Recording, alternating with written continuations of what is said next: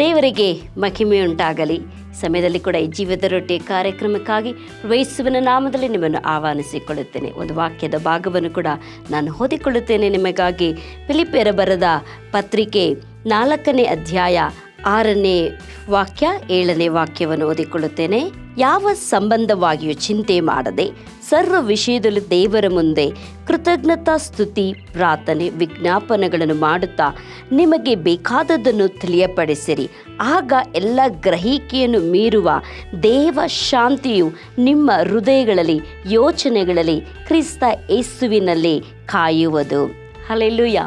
ದೇವರ ನಾಮಕ್ಕೆ ಮಹಿಮೆ ಉಂಟಾಗಲಿ. ಪ್ರಿಯ ದೇವಜನರೇ, ಇಲ್ಲಿ ವಾಕ್ಯ ಕೂಡ ನಮಗೆ ಬಹಳ ಒಂದು ಧೈರ್ಯವನ್ನು ತುಂಬುವಂಥದ್ದಾಗಿದೆ. ಇಲ್ಲಿ ವಾಕ್ಯ ಹೇಳುತ್ತದೆ, ಯಾವ ಸಂಬಂಧವಾಗಿಯೂ ಚಿಂತೆ ಮಾಡದೆ ಎಂಬುದಾಗಿ.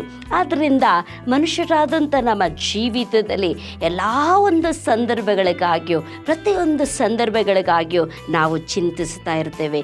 ಆದರೆ ಭಕ್ತರು ಹೇಳುತ್ತಾನೆ, ಯಾವ ಸಂಬಂಧವಾಗಿಯೂ ಚಿಂತೆ ಮಾಡದೆ ಸರ್ವ ವಿಷಯದಲ್ಲಿ ದೇವರ ಮುಂದೆ ಕೃತಜ್ಞತಾ ಸ್ತುತಿ ಪ್ರಾರ್ಥನೆ ವಿಜ್ಞಾಪನೆಗಳನ್ನು ಮಾಡುತ್ತಾ ನಿಮಗೆ ಬೇಕಾದದನ್ನು ದೇವರ ಹತ್ರ ಬೇಡಿಕೊಳ್ಳಿರಿ ಎಂಬುದಾಗಿ. ಹಲ್ಲೆಲೂಯಾ.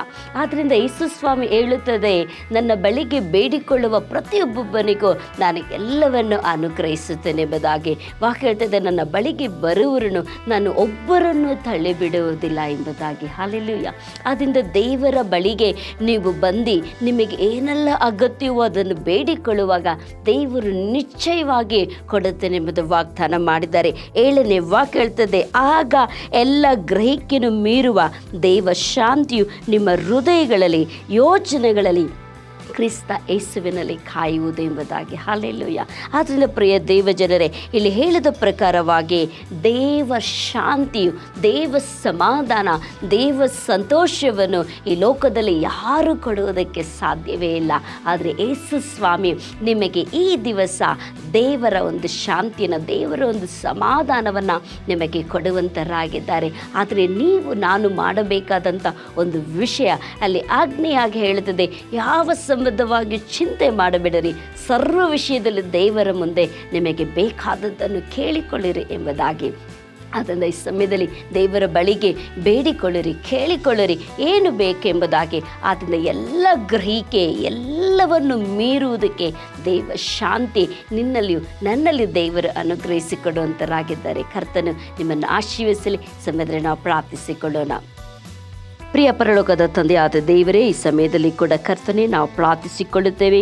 ನೀವು ಹೇಳಿದ್ದೀರಿ ಸ್ವಾಮಿ, ಸರ್ವ ವಿಷಯದಲ್ಲೂ ದೇವರ ಮುಂದೆ ಕೃತಜ್ಞತಾ ಸ್ತುತಿ ಪ್ರಾರ್ಥನೆ ವಿಜ್ಞಾಪನೆಗಳನ್ನು ಮಾಡುತ್ತಾ ನಿಮಗೆ ಬೇಕಾದದನ್ನು ತಿಳಿಯಪಡಿಸಿರಿ ಎಂಬುದಾಗಿ. ಆದ್ದರಿಂದ ಈ ಸಮಯದಲ್ಲಿ ಕೂಡ ಈ ಸಂದೇಶವನ್ನು ಕೇಳುತ್ತಿರುವಂಥ ಪ್ರತಿಯೊಂದು ಮಕ್ಕಳು ರಾಜ ಎಲ್ಲಿ ಇದ್ದಾರೋ, ಯಾವ ಸಂದರ್ಭದಲ್ಲಿದ್ದಾರೋ, ಯಾವ ಸಮಯದಲ್ಲಿದ್ದಾರೋ, ಅವರಿಗೆ ಏನು ಅಗತ್ಯವಿದೆಯೋ, ಅವರಿಗೆ ಏನು ಬೇಕೋ ಸ್ವಾಮಿ, ಮನುಷ್ಯರ ಬಳಿಗೆ ಹೇಳಿಕೊಳ್ಳೋಕ್ಕಾಗೋದಿಲ್ಲ, ಮಕ್ಕಳ ಬಳಿಗೆ ಹೇಳಿಕೊಳ್ಳೋದಕ್ಕಾಗೋದಿಲ್ಲ, ತಂದೆ ತಾಯಿಯ ಬಳಿಗೆ ಹೇಳಿಕೊಳ್ಳೋದಕ್ಕಾಗೋದಿಲ್ಲ, ಯಾರ ಬಳಿಗೂ ಹೇಳಿಕೊಳ್ಳೋದಾಗದೇ ಇರುವಂಥ ಸಂಗತಿಗಳನ್ನು ತಂದೆಯಾದ ದೇವರೇ ನಿಮ್ಮ ನಾಮದಲ್ಲಿ ಯೇಸುವಿನ ನಾಮದಲ್ಲಿ ಅವರು ಬೇಡಿಕೊಳ್ಳುವಾಗ ಕೇಳಿಕೊಳ್ಳುವಾಗ ಸ್ವಾಮಿ ಎಲ್ಲ ಗ್ರಹಿಕೆಯನ್ನು ಮೀರುವಂಥ ದೇವ ಶಾಂತಿಯನ್ನು ನೀವು ಅನುಗ್ರಹಿಸುತ್ತೀರಿ ಎಂಬುದಾಗಿ ವಾಗ್ದಾನ ಮಾಡಿದ್ದೀರಿ. ಆ ಅನುಗ್ರಹವನ್ನು ಸ್ವಾಮಿ ನನ್ನೊಟ್ಟಿಗೆ ಪ್ರಾರ್ಥನೆ ಮಾಡಿಕೊಂಡು ಈ ಸಂದೇಶವನ್ನು ಯಾರೆಲ್ಲ ಕೇಳುತ್ತಿದ್ದಾರೋ ಅವರಿಗೆ ತಂದೆಯಾದ ದೇವರೇ ಯೇಸುವಿನ ನಾಮದಲ್ಲಿ ನೀವು ಅನುಗ್ರಹಿಸಿಕೊಡಬೇಕೆಂಬುದಾಗಿ ಬೇಡಿಕೊಳ್ಳುತ್ತೇನೆ. ಹೇಳಿದ್ದೀರಲ್ಲ ಸ್ವಾಮಿ, ಬೇಡಿಕೊಳ್ಳಿರಿ ನಿಮಗೆ ದೊರಕುವುದು ಎಂಬುದಾಗಿ, ಬೇಡಿಕೊಳ್ಳಿರಿ ನಿಮಗೆ ಸಿಕ್ಕುವುದು ಎಂಬುದಾಗಿ, ಹುಡುಕಿರಿ ನಿಮಗೆ ತಟ್ಟಿರಿ ತೆರೆಯುವುದು ಎಂಬುದಾಗಿ. ಅದನ್ನು ನಾವು ಬೇಡಿಕೊಳ್ಳುವ ಪ್ರತಿಯೊಬ್ಬನು ಹೊಂದಿಕೊಳ್ಳುವನೆಂದು ಹೇಳಿದ ಪ್ರಕಾರವಾಗಿ ಯೇಸುವಿನ ನಾಮದಲ್ಲಿ ತಂದೆಯಾದ ದೇವರೇ ನಾವು ಬೇಡಿಕೊಳ್ಳುತ್ತೇವೆ. ನಮಗೆ ಸಹಾಯ ಮಾಡಿ ಆಶೀರ್ವದಿಸಿ. ಯೇಸು ಕ್ರಿಸ್ತನ ನಾಮದಲ್ಲಿ ತಂದೆಯಾದ ದೇವರೇ, ಆಮೇಲೆ. ದೇವರು ನಿಶ್ಚಯವಾಗಿ ನೀವು ಬೇಡಿಕೊಳ್ಳುವಂಥ ಒಂದೊಂದು ಬೇಡಿಕೆಗಳನ್ನು ಕೂಡ ಈ ದಿನ ದೇವರು ನಿಮಗೆ ನೆರವೇರಿಸುವಂತರಾಗಿದ್ದಾರೆ. ಕರ್ತ ನಿಮ್ಮನ್ನು ಆಶೀರ್ವದಿಸಲಿ. ಆಮೇಲೆ.